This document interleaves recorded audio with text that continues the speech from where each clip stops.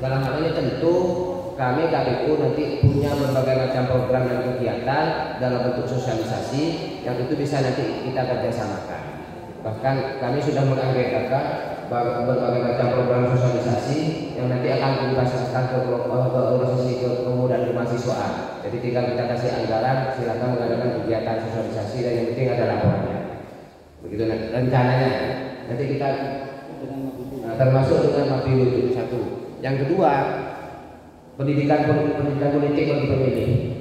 Pendidikan politik bagi pemilih ini saya sudah koordinasi. Kalau secara pribadi sebenarnya saya dengan Mas Fabri itu sering silaturahmi, sering ketemu, bincang-bincang santai. Hanya secara kelembagaan saja saya secara formal tidak sering ketemu. Nah nanti pendidikan politik bagi pemilih ini bentuknya salah satunya adalah kami nanti akan membentuk relawan demokrasi.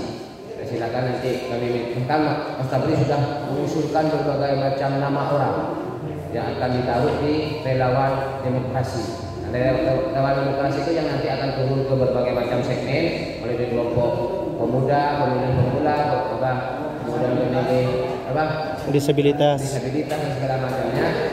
Itu kurang lebih sekitar 3 sampai 4 bulan atau mungkin sampai 5 bulan kegiatannya itu dalam rangka memberikan pendidikan politik sekaligus memberikan pemahaman tata cara mencoblos yang benar seperti apa. Karena kemungkinan untuk surat suara di pemilu 2024 itu berubah, tidak lagi 5 surat suara seperti 2019.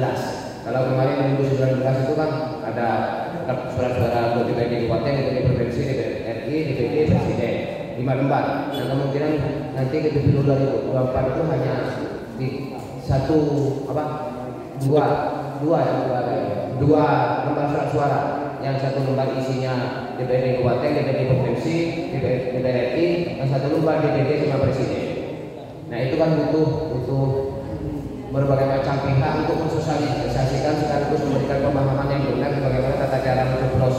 Dan itu nanti kami butuh relawan demokrasi yang nanti itu bisa dikembangkan juga oleh PWI. Yang ketiga itu Mapilu PWI. Yang ketiga adalah survei atau jajak pendapat. Saya nggak tahu bagaimana kreativitasnya PWI. Kalau di Bangkalan, PWI itu bekerja sama dengan Pemda,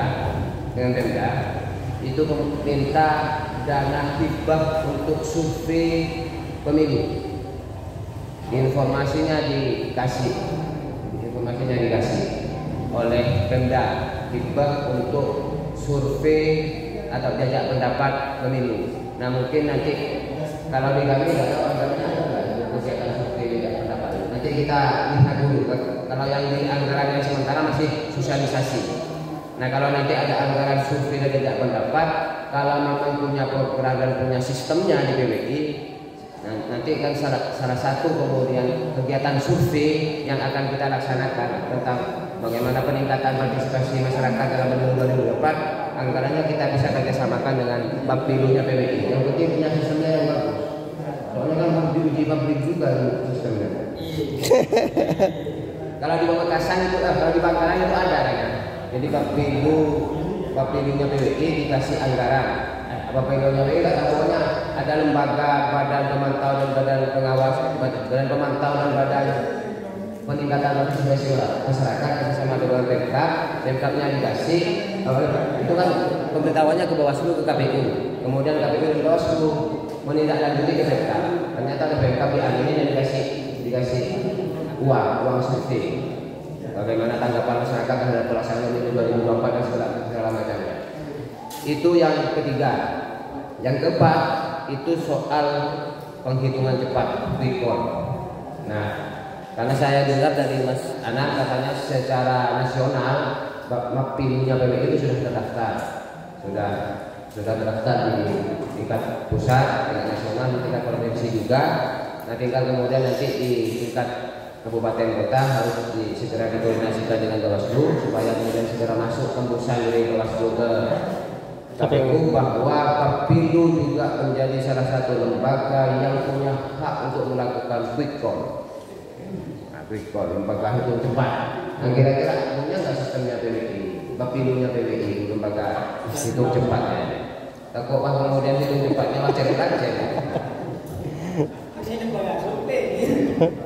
Lah ya itu makanya kemudian kalau punya hitung cepat kayak begitu kan nanti kita bisa juga minta bantuan Mapilunya PWI ketika Mapilunya PWI supaya membantu kami melakukan penghitungan secara cepat hasil pemilu 2024. Mohon kita edit dong nih KPU. Apa? Lah kemarin Mapilu PWI termasuk ada yang sudah dibuat. Adanya lebih cepat dari lembaga kreasinya apa Saiful Mujani. Saya itu sebenarnya hal-hal yang nanti bisa kita kerjasamakan kalau orientasi dari Mapilu PWI itu arahnya kepada upaya peningkatan partisipasi masyarakat sekaligus kemudian sebagai lembaga pemantau dan lembaga yang ikut serta untuk mengawal pelaksanaan demokrasi itu supaya berkualitas. Itu Mas Badri dan selaku Ketua PWI, Mas Anam selaku Ketua Mapilu PWI. Hal-hal yang lain yang sifatnya bentuk program dan kegiatan yang dalam tanda kutip ya Mapilu itu pamelo itu kan hal-hal yang sifatnya teknis dan ya sifatnya non teknis yang arahnya tidak secara kelembagaan, tetapi itu dalam bentuk apa bisa dibicarakan menggunakan adat ketimuran, ya arupa ketimuran soal itu. Sepenting kan ada kenis yang bisa kita manfaatkan bersama. Itu soal yang kegiatan-kegiatan yang sifatnya tidak secara formal kemudian apa dilakukan berdasarkan kelembagaan. Itu saja Mas Anil sekedar tambahan.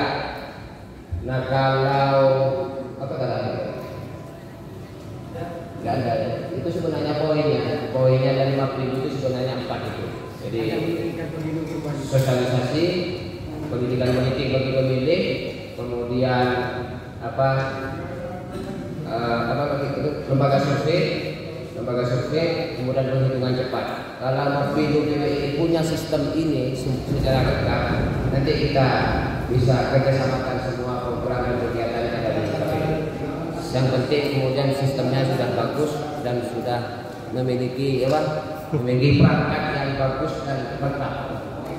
Saya kira itu sekedar tambahan dari kami dari atas nama kelembagaan.